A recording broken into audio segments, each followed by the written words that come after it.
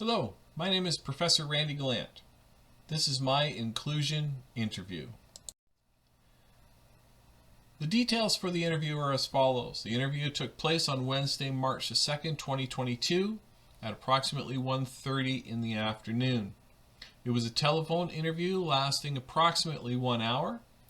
The interview was audio recorded and coded into this presentation. There are two main focal areas of this interview. The first is on professional experience of the interviewee, as well as the personal education experience of the individual in the interview. The personal details of the person being interviewed. So the interviewee wanted to remain anonymous, so from now on she will be referred to as AD.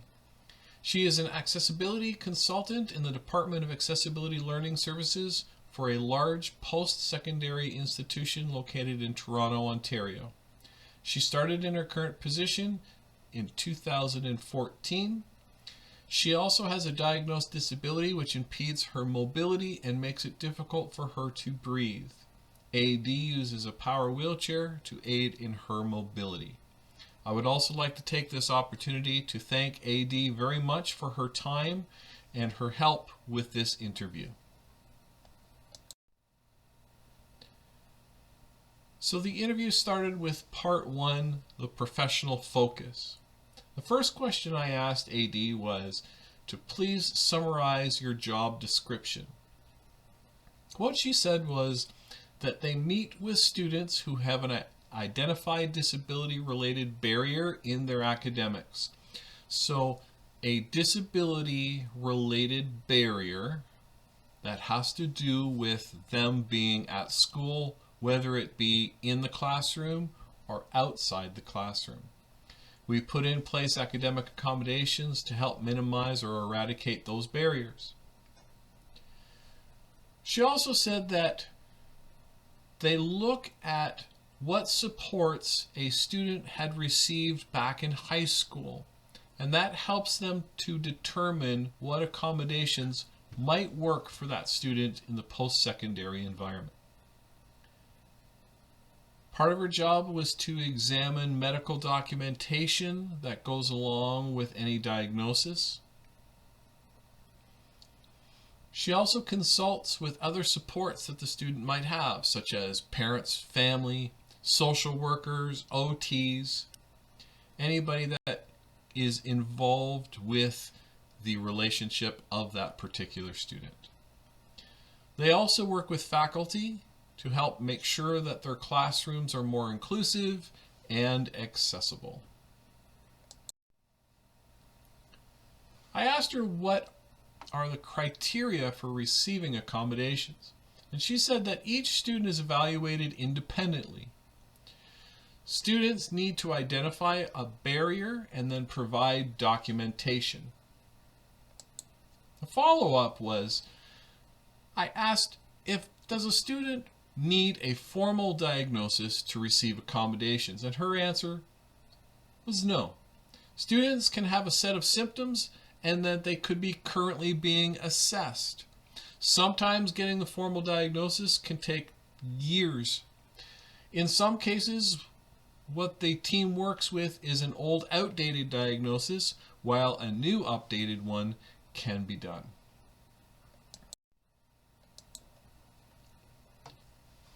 I asked if there are any limits that are placed on accommodations, such as money, time, resources. And her answer was very interesting. She said, legally speaking, according to the Human Rights Commission, we must consider each request. Possible denial due to undue hardship. So that means that if there is an undue hardship that is put onto the post-secondary institution because of this accommodation, it can be denied. But she also said that the institute where she works is so large that it's almost impossible to argue a case for undue hardship. So they work with every student to reasonably provide accommodations. Sometimes it's not exactly what the student was hoping for, but it's what we can actually reasonably provide. So the interesting thing is the possible denial due to undue hardship. So in support of her answer to that question, I went to the Ontario Human Rights Code, and off of their website for the Ontario Human Rights Commission, it says that the Ontario Human Rights Code guarantees the right to equal treatment in education without discrimination on the grounds of disability as part of the protection for equal treatment in services. Education providers have the duty to accommodate students with disabilities up to the point of undue hardship. Students with disabilities are not always being provided with the appropriate accommodation and, in some cases, are falling victim to disputes between the various parties responsible for accommodation. The accommodation process is a shared responsibility. Each party has a duty to cooperatively engage in the process, share information, and canvass potential accommodation solutions. In this regard, each party has a specific role to play. So right from the Ontario Human Rights Code, that quote taken off of their website, on their page for accommodating students' disabilities, roles, and responsibilities facts sheet. How many students are currently using your department's services? And she said approximately 4,000, where it's out to be about 10 to 12% of the student population of that institution. I asked her what the most common accommodation is, and she said it was extra time given for testing.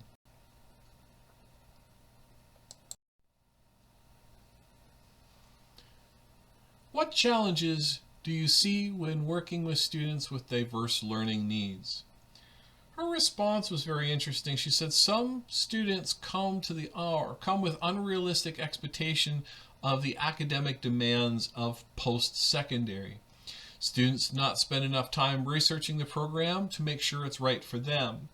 Students are under a lot of pressure from family to attend post-secondary when they're not ready to do so.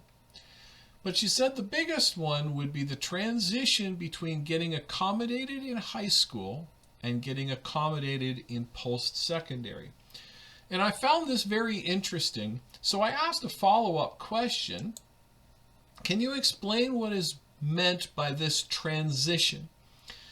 And what she said was that high school and post-secondary in Ontario are two different ministries. Those two ministries have two different mandates. The mandate for high school is to ensure success. Post-secondary's mandate is to provide equal opportunity for learning. So whereas you get more services in high school to ensure your success, post-secondary's mandate says that they are to provide an equal opportunity for learning with no guarantee of success. So another follow-up to that is, can you give us an example of an accommodation that is different in high school with respect to post-secondary? And what she said is, in high school they might have an accommodation. So if a class has a test with 20 questions, the accommodated student might only have 10. She said that is not a type of accommodation that we provide in post-secondary. So in post-secondary, they must still complete the same work. They might have accommodations to help them do so, but they still are responsible for the same outcomes.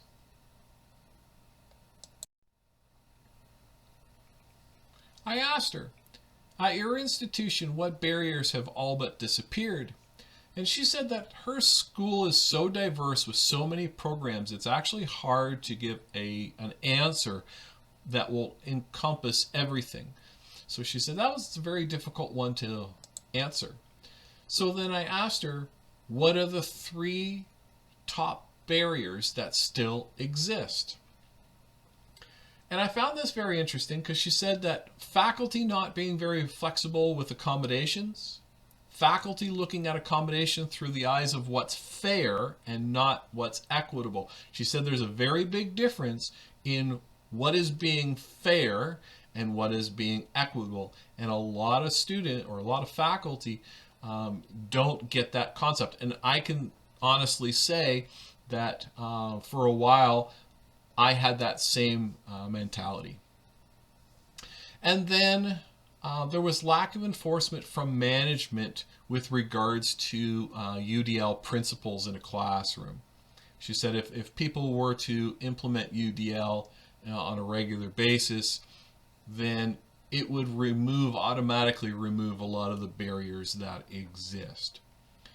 So if you look at these top three answers, they are all to do with people. So faculty and management.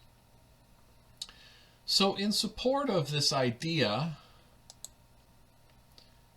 in a retrospective study, in-service teachers suggest that their pre-service teacher preparation did not equip them with the necessary skills and knowledge to meet the needs of diverse learning populations. So Specta et al. 2015. There are many, many articles that I have read over the last 6 months that are saying that teachers are not prepared for or to be an inclusive environment. Now, being a post-secondary institution, which this is, many of the faculty members are not teachers. They are content experts. Many of the faculty have never gone to school for education. So it becomes very, very difficult to impose these accommodations on faculty when they really don't know what they're for. So, and that kind of led to her points about faculty not being very flexible with accommodations and looking at accommodations wrong. So looking at it what's fair as opposed to what's equitable. So post-secondary, keep in mind, majority of the post-secondary educators are not trained teachers. They are content experts. I asked the question, in the college, an accommodation letter is received by faculty, and it gives a list of the accommodations that student requires. And as a faculty, as a professor at the college, we are to follow those accommodations when at all possible. Years ago, when I first started working, the letter actually used to give an explanation of the student's condition and why they need the accommodations. That part has since removed or been removed from that letter. And I asked her if she knew why. And here's what she said. One, it's a right to privacy issue, but there's also a stigma surrounding a lot of mental health conditions. There's a general thinking that mental health condition is not as bad as other conditions, and the worry is that faculty will not be as flexible and accommodating with students with a mental health condition. Why? Because mental health conditions are very invisible and you don't see them. Some students are quite open and disclose the condition themselves. Students are encouraged to speak to their professors because they are the main point of contact. But some students actually carry so much shame that they just don't want to talk about it. So it was very interesting to see that there seems to be a little bit of prejudice that goes on with mental health conditions, thinking that they're not as bad as something that would be, let's say, a physical condition. So it was very interesting to hear her say that. I asked her, what barriers do your students experience outside of school that can affect their education? Her number one answer was lack of mental health support in the community, followed by financial support, and then lack of support from family or friends. I asked her if she's seen a change in any of the accommodation requests because of COVID. She said yes, and sometimes for the better. We see less accommodations for online classes because they can be recorded and played back later. Remote learning provides students with more time to complete assignments, so less extensions are also required. But she said what we're noticing is that our hands-on learners are the ones that are struggling more. These students who perform better in a classroom interacting with the teacher can not get their answers right away, and it's causing more issues for that percentage of the population. I asked her what more can be done in your institution to improve the culture and the environment in regards to diverse learners. She came up with the idea of UDL without specifically pointing it out. She said, an attitude that if you design your classes with students with disabilities in mind, there should already be a lot of these things considered and put in place. If you design your class and then try to put accommodations in place afterwards, things don't fit as nice. So, designing for UDL right from the beginning has its benefits. So a follow-up to that was, what about from a management point of view? So what can management at the institution do to help with this culture for diverse learners? And she said mandatory recording of all classes would be great. It's very, very hard. A lot of professors don't want to do it. We talked a little bit about if everything was recorded and presented to the students, what's the reason for coming to class anymore? So you would now have students that are not coming to class because they can watch the lectures at home and things like that. She says, so for a lot of students with disabilities, that recording would help, but in a lot of cases, it would also reduce the attendance of students in the classroom. Another thing that management can do is offer sections that are virtual as well as on campus. So giving the students a choice. And we see this a lot in the last 2 years with COVID.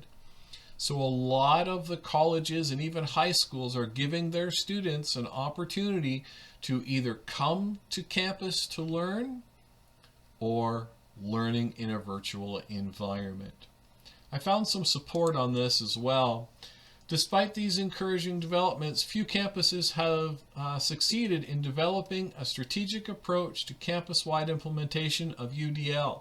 Remains mostly an individual choice for instructors and departments, and literature has yet to emerge on how such efforts might be scaled up to a whole campus dimension. And that's Fulvit in 2021. Again, explaining that UDL is something that is not mandated by the college, but it is taken upon by some of the faculty themselves. So I did ask her if she had any examples of best practices in inclusive education, and here's what she came up with.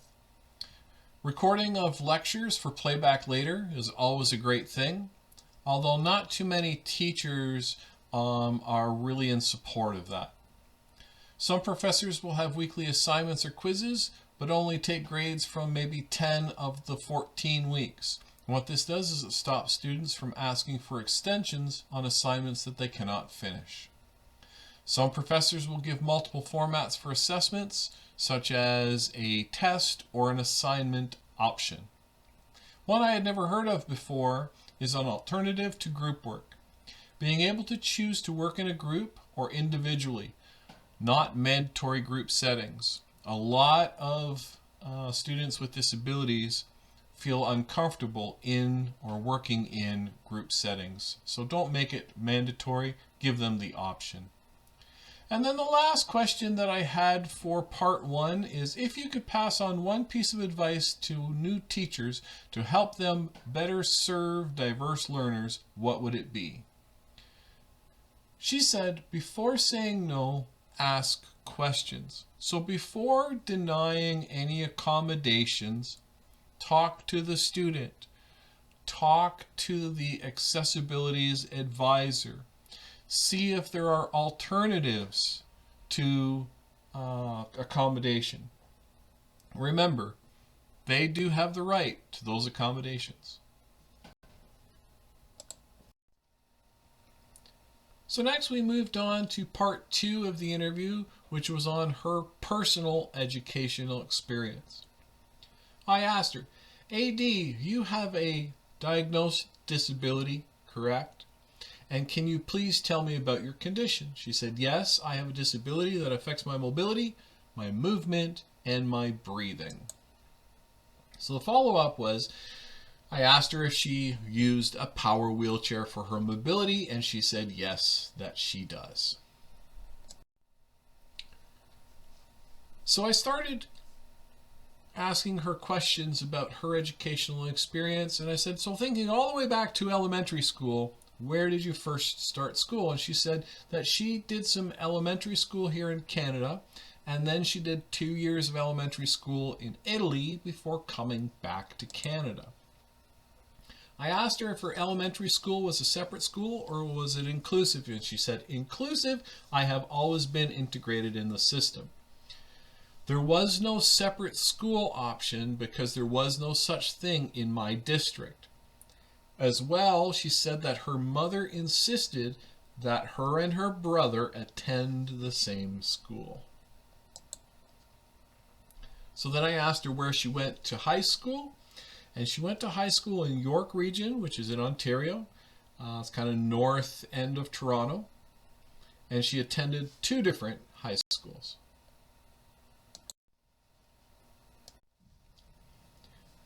I continued to ask her about her elementary school and what accommodations were provided for her. She said that early on she had an EA, but every year that she progressed through the elementary grades, she relied on the EA less and less. She said as we got to grades 7 and 8, I only called upon the EA when I needed help with personal care, so things like going to the washroom. So we moved on to high school. In high school, what accommodations were provided for you? She said basically the same as before. She had an EA to help with personal care. But for some classes like phys ed and photography that required more movement, she had an EA to assist when needed.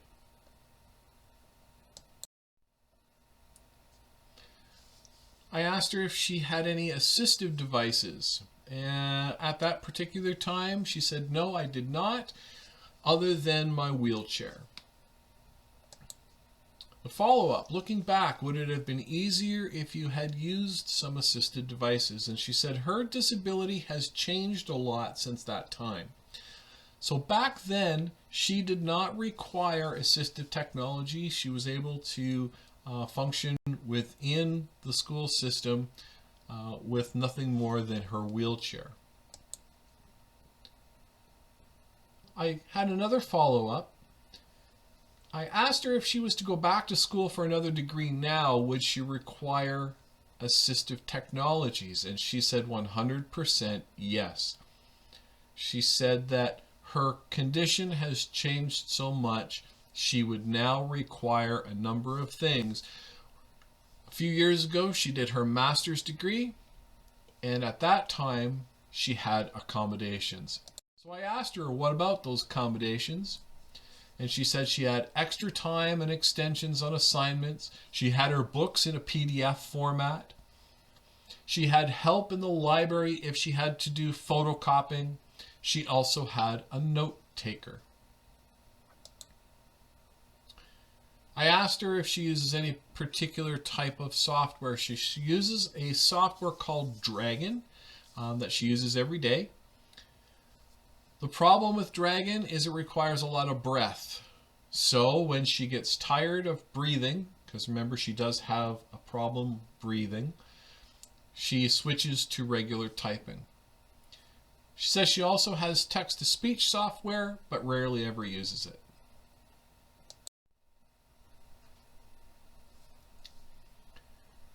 I had an interesting question, so I asked her how she feels about someone like herself going through school full inclusion as opposed to a separate school or a combination of the two. And she said that her husband, who also has a disability, started in a segregated school. And they've talked about it a lot. She said she believes that they had a very, very different experiences growing up, going to school. He started his elementary school in a segregated system. He was in a very nurturing environment with a lot of support, a lot more than what she had. When all of that nurturing and support was removed in high school, he had a much more difficult time adjusting to high school environment than she did. She said she had a lot more friends and easier time making friends than he did. A lot of social abilities were different between the two of them. So I asked her, is that because you had friends growing up with you throughout your schooling that kind of carried over with you in high school? And she said, yeah, we had a circle of friends. We were in the same classes. We worked on assignments as a group. It just was not as difficult for her as it was for her husband when it comes to making friends and being social in that environment. I asked her how she ended up in her current position. She said that she applied to work in the call center back in 2009. Then a full-time position came up in disability services, which is now called Accessibility Learning Services, as a successful learning services officer.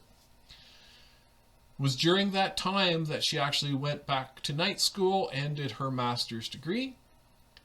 And then after that, a full-time position opened up in 2014 for a faculty of accessibility consultant, and she got it. And she's been there ever since.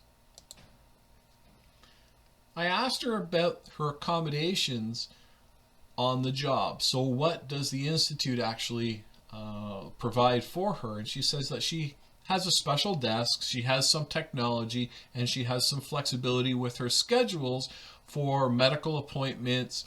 She also travels to and from the Institute in what's known as a Wheel Trans bus.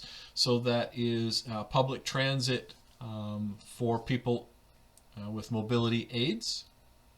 So Wheel Trans, she has to book appointments for when they basically drop her off at the Institute in the morning and pick her up to take her home in the evening. So she says she has some flexibility with that throughout the day. I wanted to know what her greatest professional achievement was, and I kind of laughed because she said my kindergarten diploma. And I first of all, I took that as a little bit of a joke. I thought she was kidding with me. And she says, no, she says, I actually have it framed in my office with all of my other degrees. She said, that's where it all started for me.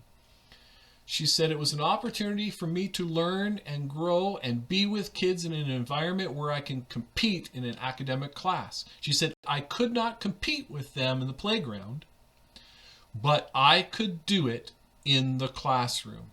So her kindergarten diploma that she has up on her wall, that was the start of it all. That was the realization for her that she could compete in an academic environment in an inclusive classroom. So I asked her, so where do you go from here and what does the future hold? She said, honestly, I don't know. My condition has changed a lot in the last few years, so I continue to work and do things that make me happy. She said that in the back of her mind, there's the idea that she's always wanted to go get a PhD, but she doesn't know if she can engross herself in a topic for the next 10 years or so. So she's kind of happy where she is. She likes her job. She likes where she is in life. So she's quite pleased. So after the interview, I kind of sat down and I put together my thoughts on what were the key takeaways from this interview. And this is what I came up with. Inclusion offers a different set of experiences than those found in separate schools. So, from the story of her husband's education and the story of her education, he was in a separate school. She was inclusive. There were different experiences that led to kind of different outcomes in high school. At the post-secondary level, the mandate of equitable opportunity for education is quite different than the mandate at high school, which is for ensuring success. At post-secondary, there's no promise of success. 10 to 12% of the student population currently require accommodation. Many barriers exist outside the education system that have an effect on the education of the student with diverse needs. So things like mental health support, family support, financial support. Some disabilities change over time, causing change in accommodation. It can take a long time to receive a formal diagnosis. So at post-secondary, accommodations are supplied based on a request and then judgment. Services and support seem to diminish in the school system as the student ages. So both AD and her husband received more support as kids, and as they grew up, the supports diminished. Then when AD went back to get her master's degree years later, she required more accommodation because her condition had changed. Students with mental health conditions face extra challenges because of their invisible condition. Just because you don't see it doesn't mean it doesn't exist. So it's very hard for somebody who is a teacher to look at a student and, basically they get a letter saying that, they need these accommodations, but when you can't see anything wrong with them, you question it. It's different that if you have a student in a wheelchair or a student who carries around a white cane because they're visually impaired. Those are things that you can see, and in your mind you can justify accommodation. Whereas mental health, it becomes a little bit harder to justify. One of the interesting things that she said was that teachers are the instruments that are causing many of the remaining barriers. So it's educating the teachers for becoming teachers of diverse learners. And I made the point that in post-secondary, many of the faculty members are not trained teachers. Many of the faculty members are content experts, not teachers. So what are my plans moving forward? Well, I plan to work closer with the team of accessibilities consultants to better serve the diverse students at my institution. I'd like to incorporate UDL principles directly into my course development and planning process. So not just add things in as accommodations later, but build things right into the courses. I'd like to be able to give more options for type of assessments, so take-home assignments versus written in-class tests. I want to look into the possibility of recording in-class lectures. I know that's very difficult to do. Where do you publish them? How do you protect privacy? Things like that. So I'm going to look into a bunch of things that kind of come to mind when recording a class lecture. I'd also like to continue with the practice that I started during COVID, which is the flipped classroom. Being able to record material ahead of time, provide it to students so that when they come to class, they've already seen the material, and then we have more time to discuss it, work out examples, things like that. And the last one, be able to examine what is equitable and don't judge it as being fair.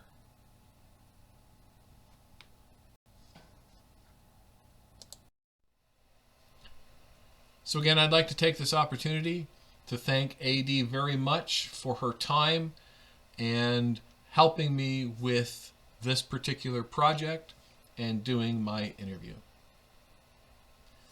Thank you very much for watching, everybody. This is Professor Randy Gallant saying, stay safe, everyone. Have a great day.